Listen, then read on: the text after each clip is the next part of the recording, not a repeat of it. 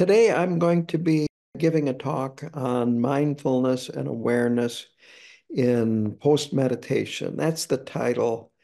And as I was preparing this, I quickly got off topic.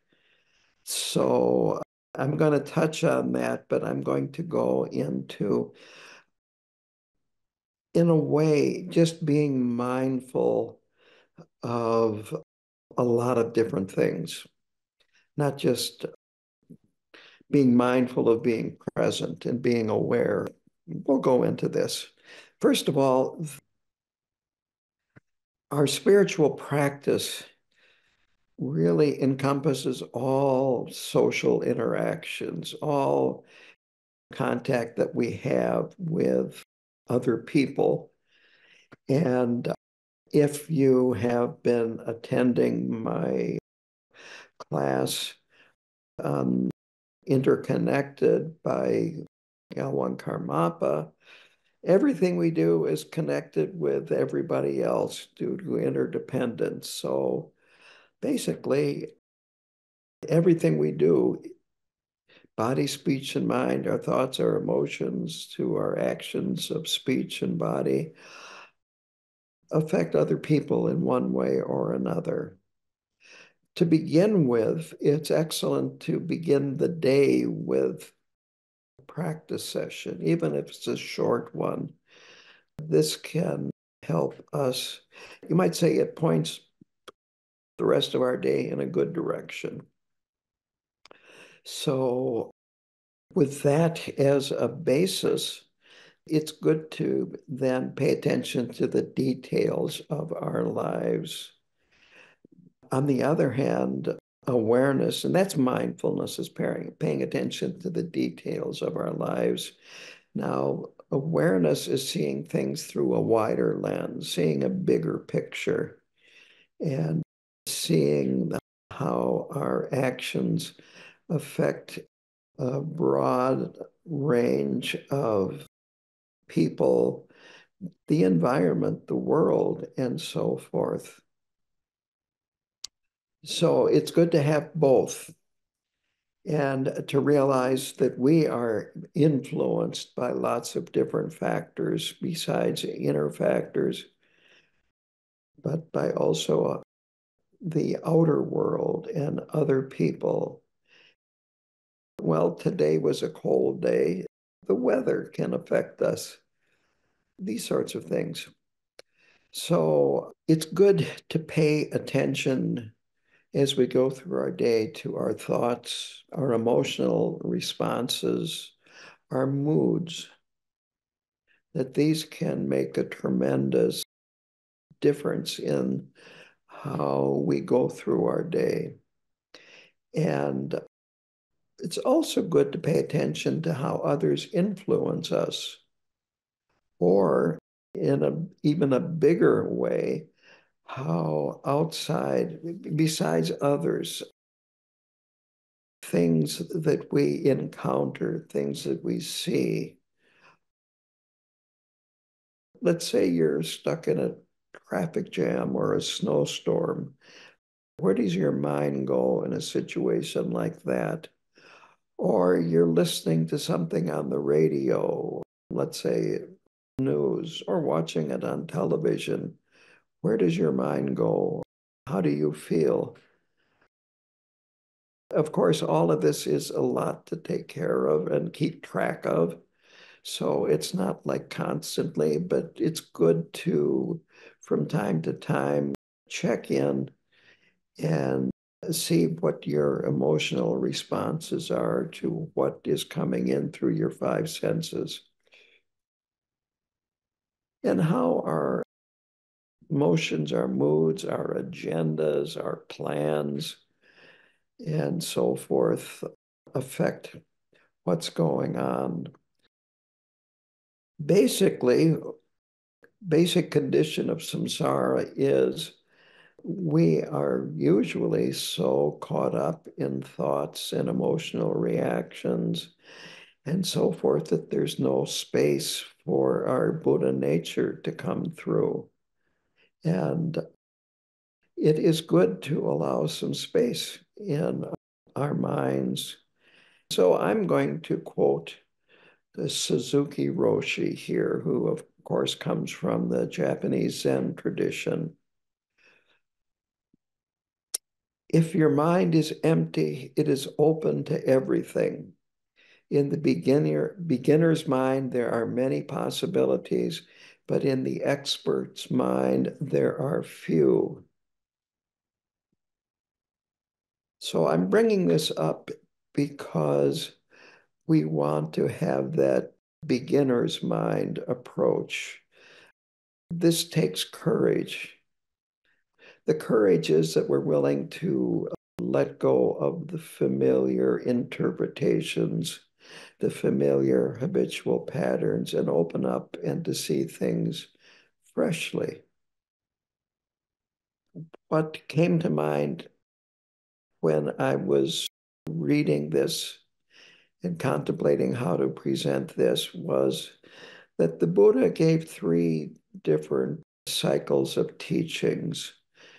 The first one was the foundation teachings or the Hinayana teachings, and they included the Four Noble Truths, the five skandhas, which include the development of self.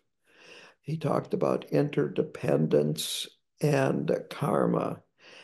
And these seems very solid. This is the way things are. And he was talking to students that were new students. So he tried to keep things simple and clear. But then the second cycle of teachings, or the second turning of the wheel of Dharma, he gave teachings on emptiness and the Heart Sutra. And basically what the Heart Sutra says is the five skandhas have no inherent existence. The Four Noble Truths have no inherent existence. The point being, don't solidify these teachings of the Buddha and these Dharma teachings that from a relative point of view, yes, they look like they are solid, but ultimately they are not, that they are just tools that we can use to help us travel the path. And I wanted to bring that up again with going back to this quote here about the beginner's mind. There are many possibilities, but in the expert's mind, there are few. So we don't want to be an expert in terms of the foundation teachings and thinking, oh, I got it now. It's the Four Noble Truths, the five skandhas, karma, and yada, yada, yada. We need to have space to see things freshly. Then the third turning of the wheel was about Buddha nature. And that is that all of us, even though our minds are empty, we have Buddha nature, and the Buddha nature is as good as and no different than the Buddha's Buddha nature. It's just that our Buddha nature is obscured. And that goes back to what I said earlier, is that our minds are so full of thoughts, emotions, habitual patterns, karma, and mental conditioning. The Buddha nature has a very slight chance of appearing, of us experiencing it directly. So that's my introduction to today's talk. I'll leave time at the end for questions and answers. I hope that already you have some questions. So the first point that I want to make here about this openness, leaving space, is there are many different ways to teach the Dharma. You have the foundation level, you have Mahayana, you have Vajrayana. And you have differences based on culture, countries, lineages, so many differences in Buddhism. And it's good to realize that one is not better than another, that they are, you might say, working with different points of view, different mental conditioning and karma in the person that is going to practice. So not everybody is going to be a practitioner of Vajrayana. And some people, the foundation level teachings are just perfect for them. So we want to avoid developing pride for our particular lineage and way of practice. And it's the same way for other religions. There are lots of other world religions, and within them, there are lots of different ways to practice and teach that religion. And we want to avoid developing the idea that Buddhism is right and these others are wrong. I know Tai Situ, I'm going to paraphrase him. He said that there cannot be two, three, four, five ultimate destinations. There can only be one ultimate destination. So we want to keep that in mind, even if practitioners of another religion feel that there is only one ultimate destination and it is their destination. So we can stay true to our path and our teachings. This does not mean that we just accept any teacher from any tradition. We want to stay focused. We want to follow our teachers, and their teachings are just too many different possibilities out there. I remember reading a book when I think I was in college. Can't remember the author or the title, but in that book, there was a man who was very curious and wanted to learn. And he would go to the local library every day and read the books in the library. And so he needed a system. So he started with the A's. And I'm not sure where he got to. But the point is, that's not a way to learn things, that you have to have more focus and more guidance. Nowadays, there is a huge amount of information available, both in print, teachings by going to teachings, and then on YouTube and Facebook and so forth. Audio books, there's so much out there. There's no way you can get it all. And you don't need to get it all. You only need to understand a few books. So this is a very important thing, is to avoid becoming confused by trying to read too many different books by too many different teachers on too many different subjects. Rinpoche once said this is Khenpo Karthar Rinpoche, there are other powerful spiritual paths out there, but there are none more powerful than Tibetan Buddhism. So this is an important point. And then also it's important to realize that intolerance for other spiritual paths is a problem. We can see it in other people, and it's even more important to see it in ourselves. So if you find that you are developing some irritation or even intolerance for another practitioner of another spiritual path, maybe that's a time to take a time out, like in the football game, and look within. I'm using this because what came to mind was during an empowerment that I was taking, and it was primarily Tibetans that were there. And it was time for a break. So this one monk went like this,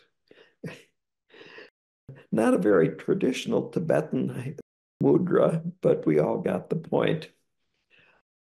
So we want to maintain this sense of openness and beginner's mind. This allows insight to enter, and we can just become more patient of other people, more accepting of other people, and so forth. This helps us have a much broader viewpoint of life. So to continue with that, that leads right into a non-attachment, not only of our views, but of so many other things.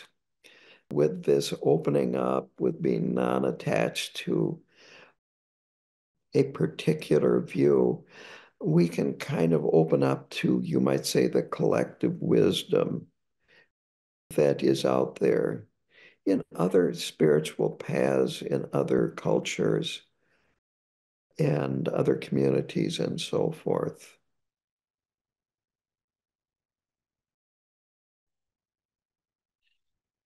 This comes from a teaching of Thich Nhat Hanh, which is truth is found in life, and we observe life within us and around us every moment. So part of this is just observing. And if you look, you might see something. If you listen, you might hear something. If you observe, you might learn something. The next point is, this kind of is a segue, being aware of freedom of thought. Pay attention to your emotional responses when you are coming in contact with somebody that thinks differently than you. And what immediately comes to my mind is, of course, politics in the United States today, where it's really easy to come across someone who thinks differently than you do. And today, almost everything is political.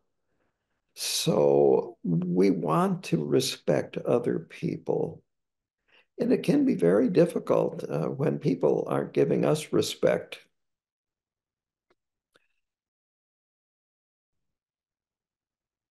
Again, for those of you that are from my generation, what came to my mind immediately was Rodney Dangerfield, who's a comedian from way back. And one of his main lines was, "I don't get no respect." We want to learn how to help others let go and transform their, you might say, fixed mind, their closed mind, their narrow mind. And we can do this through loving speech and compassionate speech.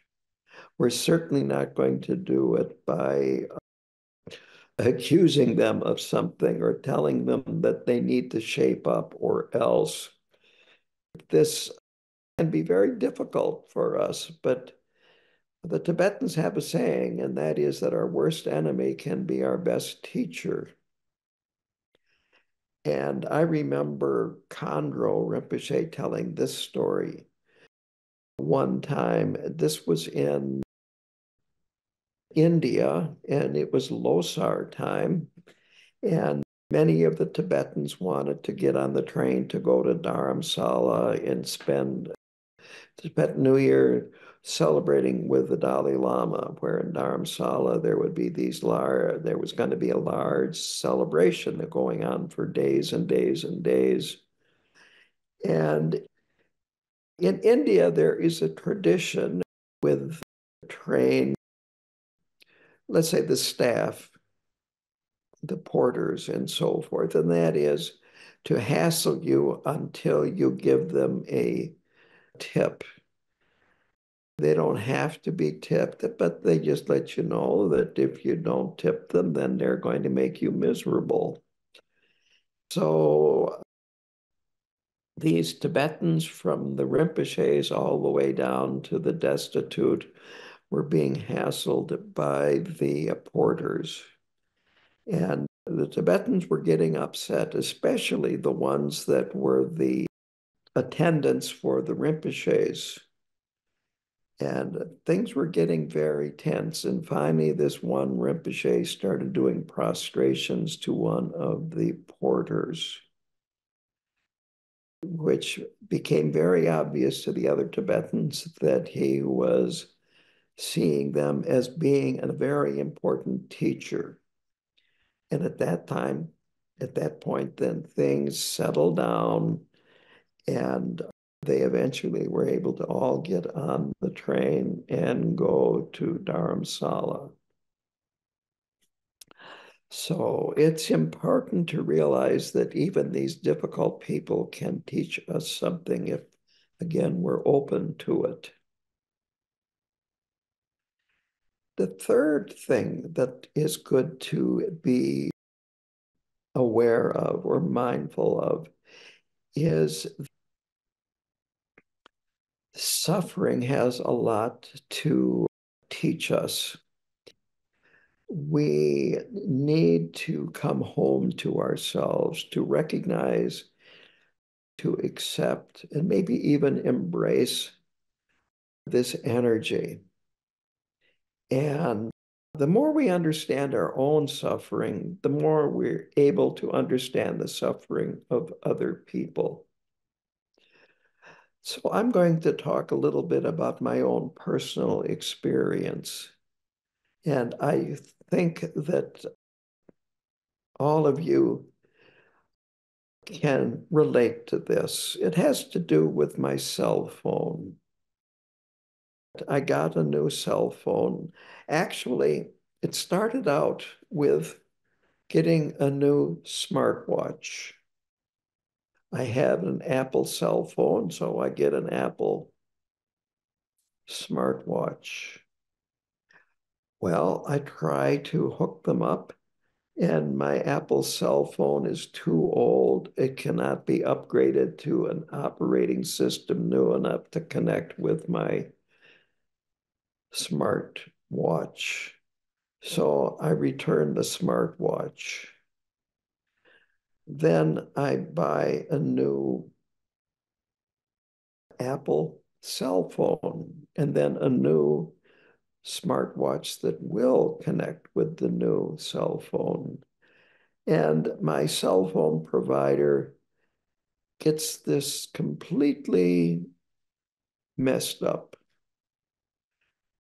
I won't go into the details, but after about 7 hours over different days, weeks of talking on the phone, messaging, texting, having calls that they make to me, nothing happens. I still have service, but I can't sign into my account. I don't know how much service I have. I know that I don't have data, so I can't use GPS or email or anything. And I finally just give up and figure, okay. And so then the day before they were going to drop me from service, I get an email and say, you have to renew your service or you're going to lose your phone number and yada, yada, yada. So I followed the link, and even that didn't quite work because my credit card that they could have charged to had been canceled because someone a month ago tried to make a $9,000 charge on my credit card. I could go on with this, but anyway, eventually I was able to put down a new credit card, and now I've got service until the beginning of February. And hopefully between now and then, I can change providers. I'm not really happy with what I have. Has anyone ever else had problems like this? This is called the suffering of suffering, that one thing after another. And there have been some other things that have gone along with this. I won't go into it. And I'm saying this to let you know that this helps me understand the suffering of other people if I can get out of the poor me, poor me, poor me mode of thinking. This is life. This is what people are experiencing, and people are experiencing things in much more difficult situations than I am experiencing.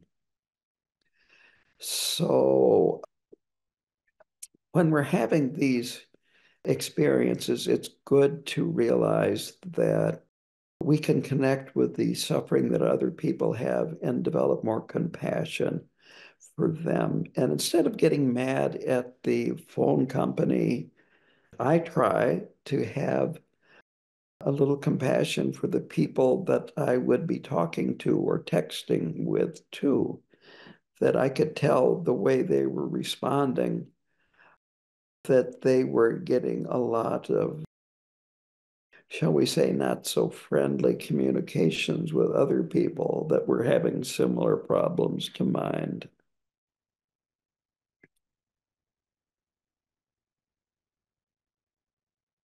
So it's good to use these difficult situations in life to help transform the suffering into compassion and inner peace, and perhaps even a little bit of joy that you're realizing something, you're learning something, and this is good. Now, the last point that I want to cover before I open it up to questions and answers is being compassionate with care for ourselves. And again, how this can segue into care for other people. We want to have long, healthy lives because that gives us more opportunity to practice. And the more we practice, the more benefit we are to ourselves and the more benefit we are to other people. So it's not contradictory, it's not considered egotistical to want to live a long, healthy life. It could be. We could have that kind of an attitude. But if we have the attitude that this gives me more opportunity to practice, more opportunity to benefit others, and so forth, that's a very healthy attitude. So, with that in mind, we need to pay attention to what we feed our bodies. What kind of food? Well, I'm diabetic. Well, I should probably stay away from sugars. And we all have things that we could eat that maybe aren't so healthy for our bodies. It's not healthy to be overweight or grossly overweight. I'm probably a little bit on the chubby side, according to the medical profession, but I'm talking about being overweight to the point where it really adversely affects your health. Something else that I feel is very important is what we feed our minds. What sort of things do you read? What do you listen on the radio or watch on television or watch on YouTube or whatever? One thing that I noticed many years ago, decades ago, when I was depressed, was that I liked to put in things that were depressing. I like depressing stories. I like depressing news items. And I like to talk with other people about depressing subjects because it takes work to be depressed. It takes work to be angry. It takes work to be full of desire. And so we want to be careful what sorts of things we put into our mind, as well as what we put into our body. It's also excellent to keep in mind the effects of where we spend our money on the environment, on working conditions in other parts of the world, and so forth. That in terms of desire, there's no limit to how much the mind can want. And the reason is because the mind is limitless. All you have to do is look at certain very wealthy people that are worth hundreds of billions of dollars, and are they retiring? I don't think so. They want more and more and more. And the same thing with power. When a person gets a huge amount of power, let's say a dictator, they don't say, I've got enough power. They want more and more and more. So we need to be content, to kind of encourage contentment, to pay attention to how our actions affect others, affect the environment, and so forth, but enjoy what we have.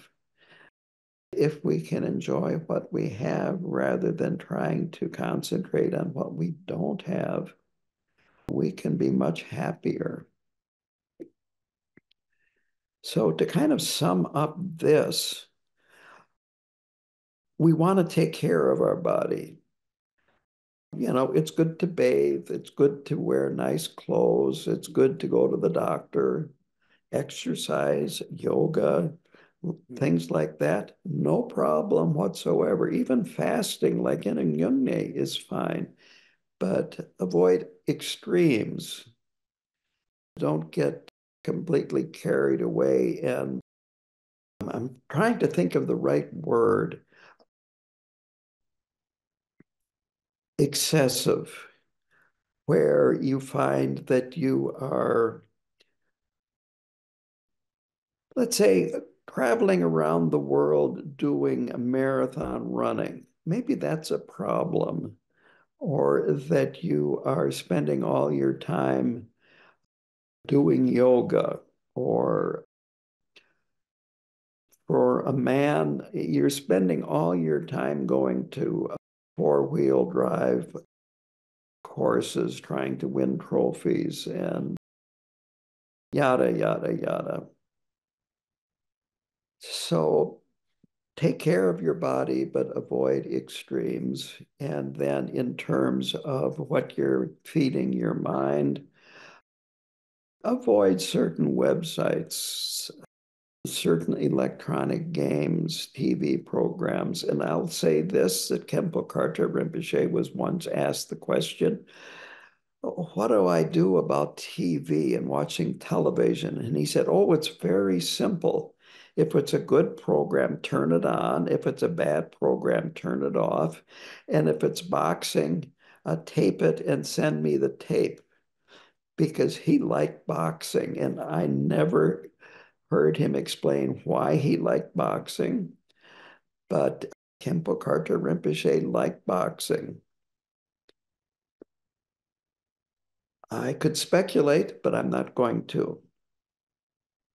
But anyway, the point is to be careful of what we watch and what we put into our mind, because it can affect us.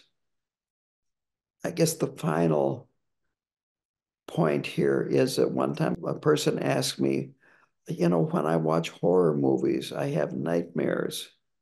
What should I do? I said, well, don't watch them.